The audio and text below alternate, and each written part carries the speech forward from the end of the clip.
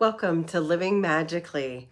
I'm your host, Michelle Orwick, and this week we're going to talk about the astrological and energy update for the week of 11/13, which is November 2023. And it's interesting because I keep wanting to say 2024 already because that's the energy. This is the Celtic New Year. We have, or sometimes known as the Witch's New Year. There's a lot of terms for it, but this is that season where we have this major death and rebirth cycle every single year. We hit that new moon in Scorpio, and over the weekend we had the 15 degrees of Scorpio, and this brings forth a new rebirth energy. That means that there's some endings happening here. What is it you're completing? Because this is the beginning of the season of new energy. We are done now with the eclipse portal. We're having that last minute hangovers from the 11/11 and the Samhain portal. But the good news is this week is about manifestation. This week is bringing forth manifestation. It brings forth transformation. It is a really good time to start things, get going things, new projects, new ideas. And in a way, there's a closure to it to even get started with something else. So there's a added boost of energy. Maybe not here on this first day because Scorpio is a water sign. It is, still the new moon hasn't gotten super full. The new moon day, so Monday, Tuesday, even Wednesday, best days for really setting some clear-cut intentions. We are getting ready for the wood dragon year of 2024. So in Chinese astrology, we will have it be a wood dragon year. So what I'm seeing people doing with this watery Scorpio energy is kind of a lot of closure, a little bit of Phoenix energy. What are we burning down? What are we washing away? What are we cleansing out? What are we removing? I really had a big deep dive weekend this weekend in New Smyrna Beach. Thank you for all of those who attended our big event of the year, which is Witchy Weekend. We had an amazing time. I truly got to experience something I've wanted to do for a really long time since my childhood, which was a bonfire directly on the beach at night. I've never done it. When I was a child, we saw it in the movies all the time, but I moved to Florida and then it wasn't legal to do that. But apparently there's very specific places at very specific times, and we hacked that window and got to have this gorgeous bonfire on the beach. And in that process, we actually burned away and released that which we were letting go of, those things that no longer serve us, like a snake shedding its skin, like a phoenix dropping its last feather to be able to burn away, because we're now in that new moon, rebuilding, creating, connecting, having that be a possibility. A lot of times what I'm really seeing here is letting go of that old identity. When we have Scorpio, I always see this as the transformation of an old identity. So that old identity needs to go to be able to become the dream you're dreaming. And so you can't do the same things. You can't be the same person. If you want change, you can't continue to be the same. So there's an invoking of the energy and the qualities of who it is you're becoming, what it is you're allowing, what it is that you're taking, grasping, allowing. And so that's happening right here. It's very prevalent right now.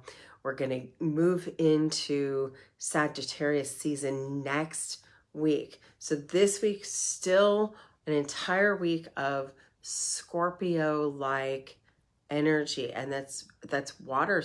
So we're talking, washing, and purifying, and heightened intuition.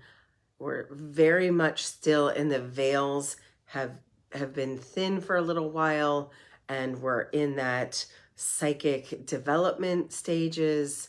You may be getting lucid dreams, you may be getting downloads, you may be getting information. So you may not have a lot of action on this new moon as much as dreaming something into being. And let this week be a fun and childlike play week. There's a childlike wonder that is coming with this Sagittarius energy. So we are in the beginning of this Thanksgiving portal. We're not quite there yet. We're not at Thanksgiving. We're not quite at Sagittarius, but it is coming and it is in our hearts. And remember, my very, very favorite way for manifesting is to be in the gratitude. And this really takes not looking at your circumstances. If you look at the when, the how, the what, and the why, then you become in lack. You get into doubt. And when you are in the energy of I'm so grateful and I'm thankful and I'm claiming it, and you're even saying it in a way in your mind's eye, in your words, in your journaling, however you're talking about it as it is already done. This is the key right now, is to be in that liminal state of claiming it and gratitude for it before it even is visible. And in the letting go, the surrender part is about letting go of the how, letting go of the why, letting go of the when, and maybe you can claim the why, what is driving you, but let go of the brain candy of how your circumstances are going to be made manifest, and just get really clear on the gratitude of this is what I want, and therefore it is already done, and this is what it feels like to have it. State it as a having, and then visualize it as a feeling. Your state is what you create from. Your state is what you create from. Your state is what you create from. Well, what is a state? Your state is your emotions. It comes from the coherence in your heart, brain connection, and it creates your field.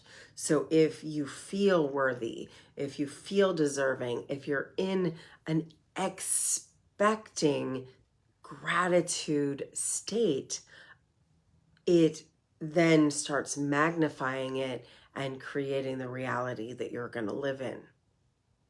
So this is really important in this new moon, in this whole first week of this moon cycle, because you're really starting a new cycle. Eclipses are over, and we've got some little bit of time here before the next big retrogrades cycles start happening.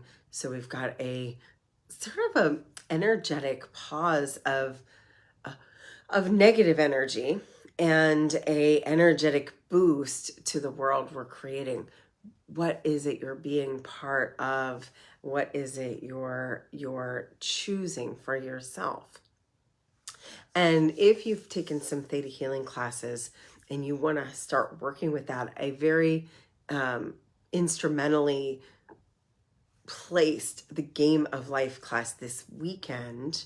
I placed that this weekend on purpose. It is Friday evening, Saturday, and Sunday. It's called Game of Life, and it requires basic, advanced, and digging deeper, the theta healing classes. But if you are available for have those prerequisites and are available this weekend, I have a few slots left for this class, as well as a few align with the light coaching spaces left. And that's really all I'll have for a little bit. It's a busy time of year for everybody, so I don't have a lot of theta classes going on right now. So I've given a little bit of extra coaching time in December. So if you're needing to just be in alignment for this new year energy, and for those of us who kind of celebrate New Year as a rolling New Year, for me, I'm already in the 2024 energy. Then you have the new year for the calendar in December/January. Then you have the astrological new year, which is on February 10th this year. And it is the year of the dragon, which just feels like an energetic movement. And I'm already getting excited because we're moving from a 7-year into an 8-year.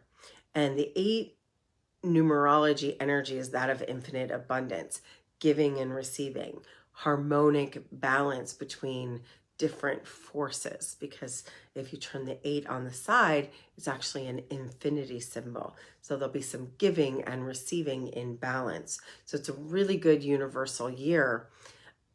Let's talk about the fact that we're finishing the universal year right now of the 7. So 7 is coming to your spiritual self, your God self, your goddess self.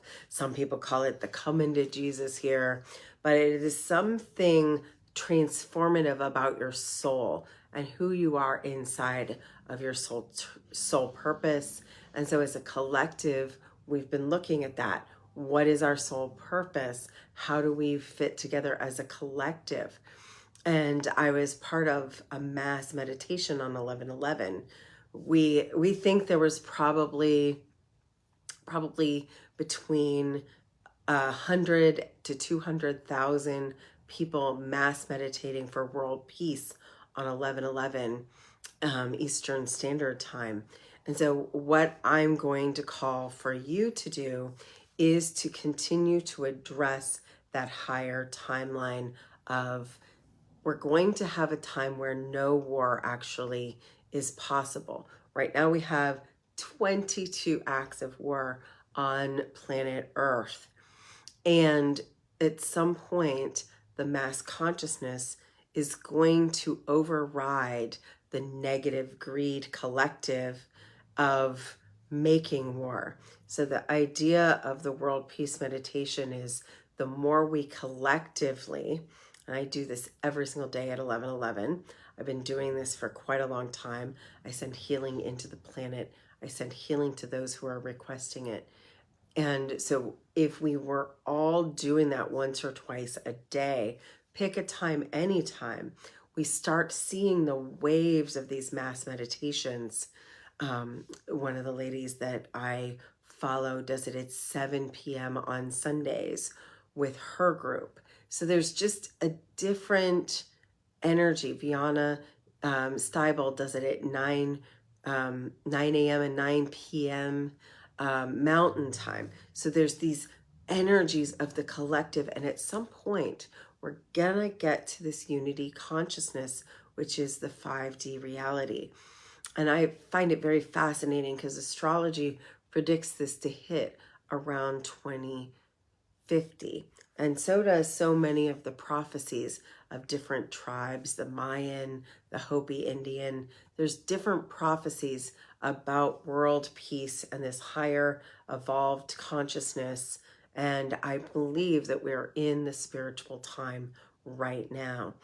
And this new moon activates those karmic gifts. We're waking up codes. We are waking up what is inside of us right now. Maybe we've always felt like there was something you were to do, but you don't know what and you don't know when. Sit in prayer and meditation and that will start unlocking your personal place in this. It is time. Now is the time, and the time is now. So if you've been feeling a call to be more active in your healing, to be more active in your magical practice, maybe there's a book you've wanted to write, or a meditation CD you've wanted to create, or a podcast or a YouTube channel, or just you wanted to start selling crystals online, or you wanted to, I really don't know what you want to do, because it's your code. And each of us have a code inside of us that is our gift for this time. And we're waking up into that mass collective. That is what this is all about. We are sharing at especially the end of 2023, we are sharing it in the mass awakening of coming to our God, Goddess essence, our holy temple within our body, our expression of being divine. And remember, you are divine, and so is everyone else. When you look into the eyes of another person, try and allow the perspective of even if they are not in the best place, maybe they're not being very nice, try and remember that somewhere in them, there's going to be a remembering, a divine spark within them. Maybe you're not in the greatest place. Try and remember that there's a divine spark inside of you. And it is time. The things that hold us back from our divine spark are things like anger and resentment. It can also be very difficult if we're tired and we're exhausted. So literally, one of the gifts that I really recommend this time of year is to get more sleep. It is darker longer, and our body wants to sleep and rest and take quieter time, be less out there in the world, and be more inside, in presence with yourself. We spent a lot of time this weekend talking about being present in the now, in this childlike wonder. I love Marissa. Most of you know her. And she literally asked people, what would it take to be part of childlike wonder? And it actually surprised people. Maybe they associated with childlike wonder, but they weren't doing it in every part of their life. Maybe they brought it to their work, or they brought it to their home, but not to work, or they were very playful at work, but not at home. So where do you need to let go of your seriousness, your control, and be in the fairy of faith, as we called it? One of the tarot cards that we pulled was it was from the Brian Froud Fairy Oracle, called I can't even remember the name of the oracle because it's been disconnected, but it's this beautiful deck that's got these beautiful relationship cards, and we pulled the fairy of hope, and the fairy of faith, and the fairy of joy. And these are all energies that I am inviting for you to look into. This is definitely a fairy time of year, because it's that in-between time, and fairies like the in-between. So what does it need for you to be more playful? Do you need to get out a coloring book? We did pour and paint art and decorated our new brooms.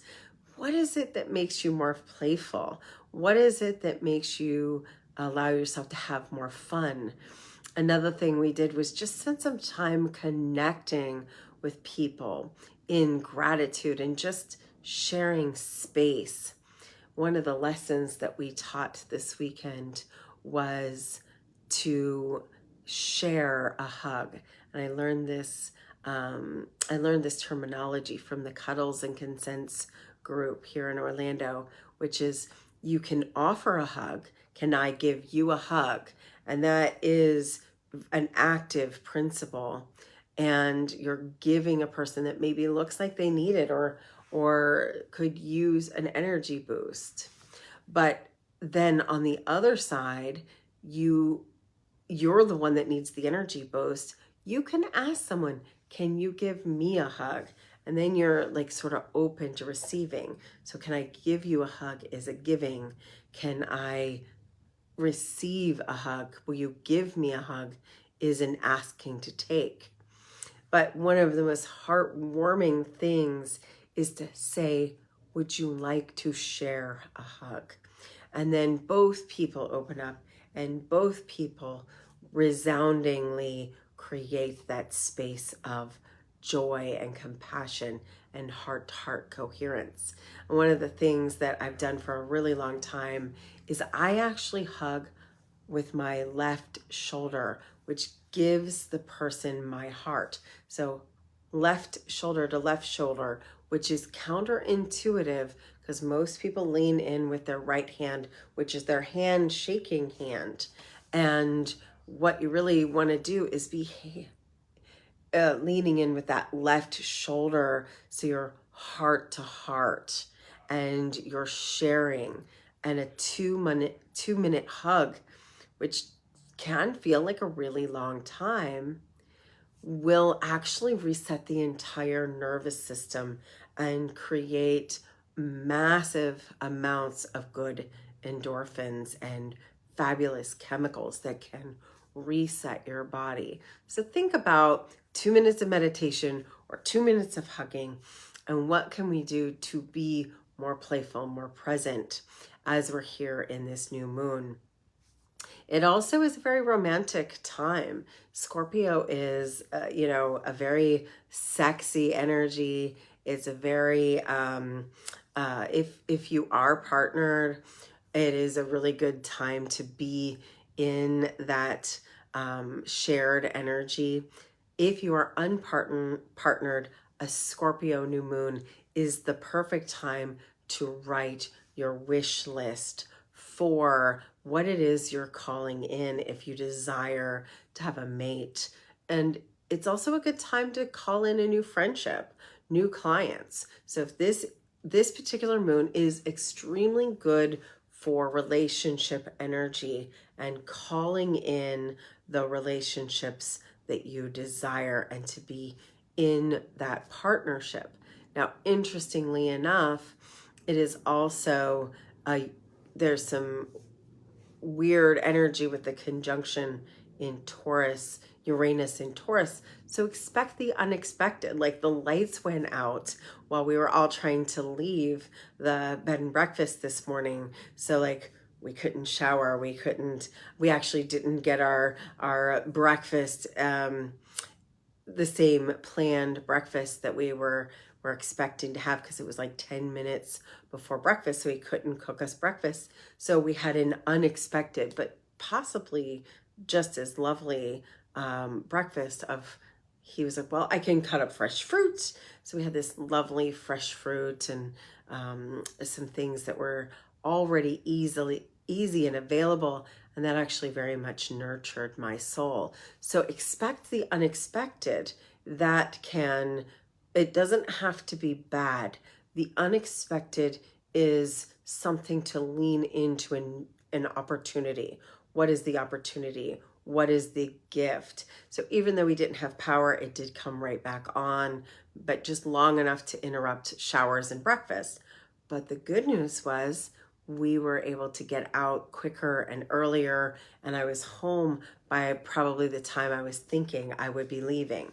So look at everything as an opportunity. There is a lot of opportunity this week. So if you're like, it's been heavy, it's been intense the last month, this is the week you've been waiting for to enjoy that new moon energy, to enjoy that intention setting energy, and to enjoy literally a little bit of recovery energy from all the intensity. So have a great week.